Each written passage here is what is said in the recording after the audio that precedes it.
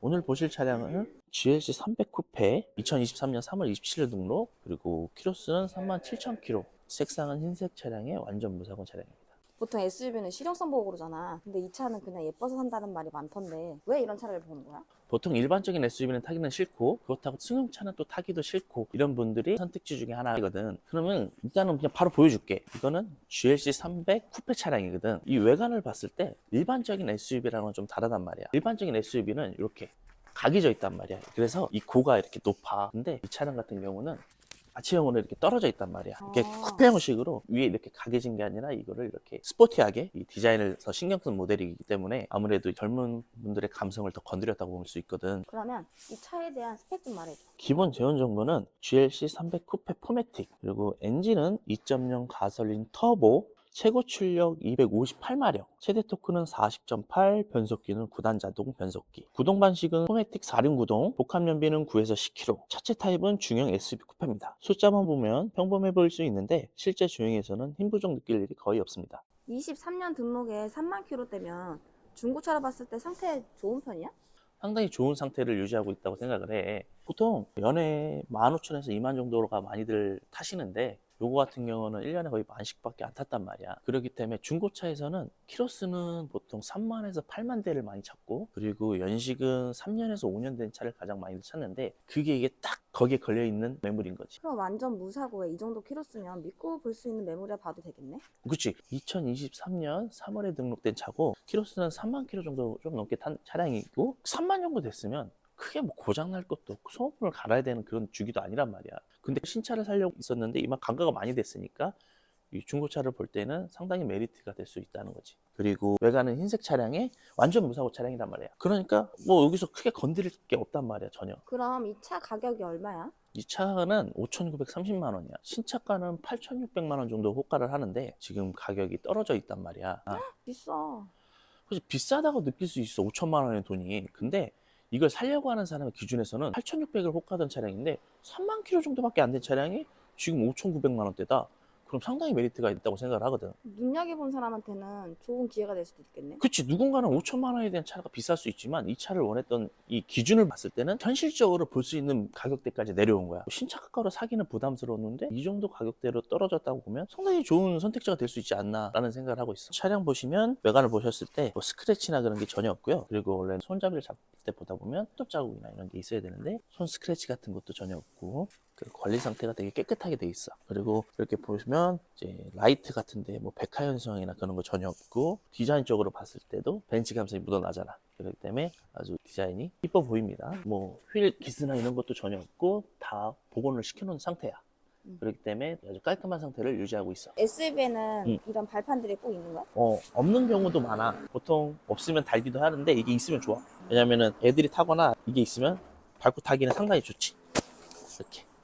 2.0 가솔린 터보에 258마력이면 SUV 타기에 힘이 좀 충분한 편이야? 수치상으로 보면 상당히 평범해 보이거나 부족해 보인다고 느껴질 수 있겠지만 실제로 타봤을 때는 그런 느낌을 전혀 받을 수가 없어요. 그래서 이 차를 아무리 내가 뭐 258마력이다, 뭐 토크가 몇이다 막 이렇게 얘기하는 것보다 실제로 직접 나와서 타보고 실주행을 해봤을 때 그 체감 감도는 다를 수 있기 때문에, 실제로 구매를 원하신다, 한번 나오셔가지고 돈 드는 거 아니니까 실주행 해보시고 타보시고 느껴보시면 좋겠다. 근데 궁금한 게 벤츠에서 258마력이라고 하면 내가 잘 모르겠거든. 국산차에서 이 정도의 힘을 가진 차는 뭐 어떤 차종이 있어? 보통 보면 소렌토랑 산타페 정도 된단 말이야. 그래서 그런 차들이 힘이 부족하다고 느끼거나 그런 얘기는 난 들어본 적이 없거든. 좋네, 그 정도면. 실제로 한번 타봐야 되니까 한번 타봐. 타봐? 일로 와봐. 타.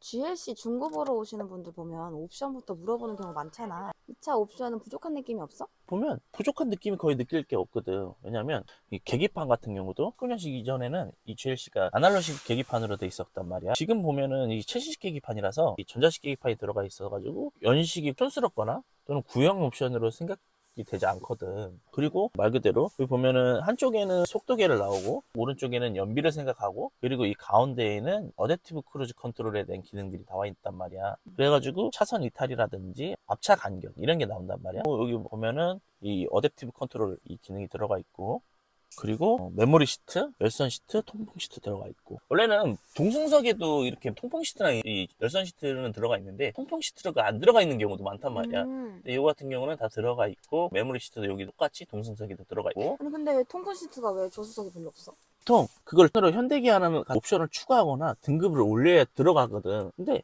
벤츠 같은 경우는 그래도 8천만 원이 넘는 차인데 그래도 좀 들어가 있어야 되지 않겠나 생각을 하고, 그리고 디자인 같은 경우도 벤츠의 그런 고급스러움에 대한 이미지가 딱 묻어져 있잖아. 송풍구라든지 이런 마감재라든지, 그리고 이런 거 열면 이렇게 수납 공간을 넣을 수 있고, 내비게이션, 장난감 같은 느낌은 없다. 그냥 깔끔하게 고급스러운 이미지를 낸 게 벤츠야. 시트 보면은 뭐 해짐이나 그런 거 전혀 없고, 그리고 뭐 깔끔하잖아, 가죽 상태도.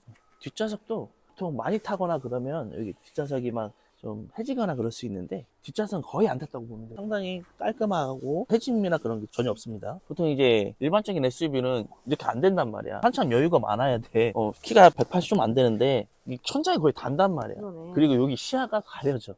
그래서 불편해. 애들은 상관이 없어. 애들은 작으니까. 일반 성인이 오래 타고 가기엔 좀 불편하겠다. 시트가 불편하고 그러진 않아. 이 시야를 방해하는 것 뿐이지. 그러니까 여기가 원래 같으면 이렇게 올라와 있어야 되는데. 그러니까 원래는 고가 높단 말이야. 그래서 이게 단점. 하지만 단점을 커버하는 게 이 디자인. 날렵해 보인다. 나도 SUV를 산다면 솔직히 그냥 쿠페를 사고 싶어. 그래? 왜냐면 디자인이 저렇게 떨어지는 것보다 이렇게 쿠페 형식이 더 이쁘단 말이야. 그러니까 일반적인 이 GLC를 보면은 상당히 그냥 투박해. 그냥 SUV구나 그런 느낌인 거지. 그래서 사람마다 취향은 다를 수 있지만. 그리고 자, 저것도 문제지만 트렁크의 공간감도 불편할 수 있어. 쿠페 형식 같은 경우는 신혼 부부들이나 애 없는 사람들이 타는 게 딱 맞아. 우리같이 애 있는 사람들은 이걸 타면 안 돼. 그래도 생각보다는 넓어. 좀 낮을 뿐이지. 넓어? 쉽지 않아? 이거는 솔직하게 그 승용차랑 비슷해. 지금 단순하게 생각해서 요 정도야. 요 정도밖에 짐이 안 들어간다고 보면 돼. 차 얘기를 하면 다들 포매틱 때문에 다르다고 하잖아. 응. 뭐가 다른 거야? 이 포매틱은 말 그대로 전륜이냐 후륜이냐에 따라 다르고, 이제 포매틱이냐에 따라 다를 수 있는데, 다르면 네 바퀴가 굴러가는 형식이야. 전륜 후륜은 두 바퀴만 굴러가는 거고, 뭐 평상시에는 전륜 후륜 뭐 포매틱 이런 게 다 상관은 별로 없겠지만, 실질적으로 이 포매틱이 이 실력 발휘가 되는 경우에는 눈길이나 빗길이나 그랬을 때 네 바퀴로 가기 때문에 안정감이 상당히 좋다. 포매틱이 사륜이란 말이지? 포매틱이 4륜 구동이라는 거야.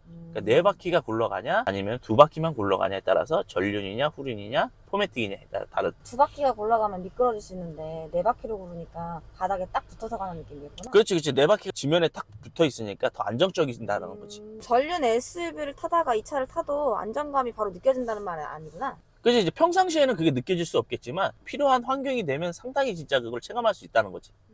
주차장이긴 한 잠깐 운전해보잖아. 응. 핸들 느낌은 어때? 핸들이 엄청 무거운 편도 아니고 그렇다고 엄청 가벼운 편도 아니어서 상당히 편하다고 난 느껴지거든. 국산차는 핸들이 엄청 가볍잖아. 그치, 이제 현대기아나 이런 거는 국산 차들은 그냥 휙휙 돌리기만 하면 막 돌아가거든. 그래서 장난감 같기는 하거든. 근데 이런 오르막길 올라갈 때 국산 차들이나 아니면은 또 다른 차들을 보면은 되게 막 툭툭 걸리거나 변속이 잘 안 되거나 이 체감이 조금 안 좋은 요거 같은 경우는 상당히 무리 없이 올라가기도 하고 변속이 상당히 부드러워.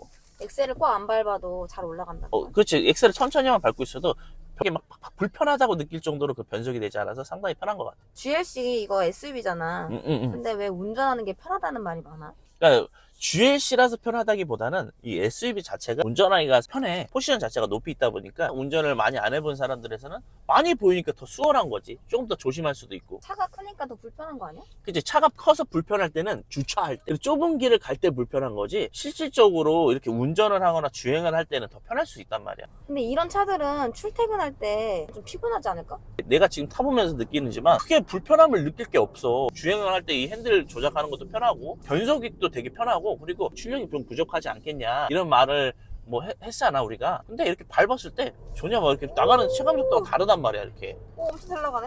이걸 타봐야 직접적으로 알 수 있는 거지. 지금 어때? 여보가 세단 타잖아. SUV가 승용차보다는 그 승차감이 좀 부드럽지 않을 수 있는데, 이런 방지턱을 넘을 때. 근데 이런 주행을 했을 때 힘적인 부분이나 가속을 할 때나 이런 부분이 더 힘도 잘 느껴지기도 하고, 승용차 타다가 이 차를 타니까 시야가 이렇게 넓게 보이니까 상당히 편하네.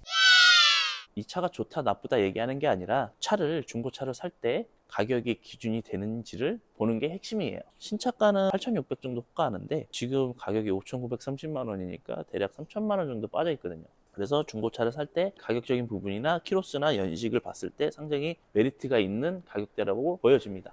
딜러 입장에서보다 소비자 입장에서 먼저 생각해서 도움이 될 수 있는 영상을 만들어 보겠습니다. 감사합니다.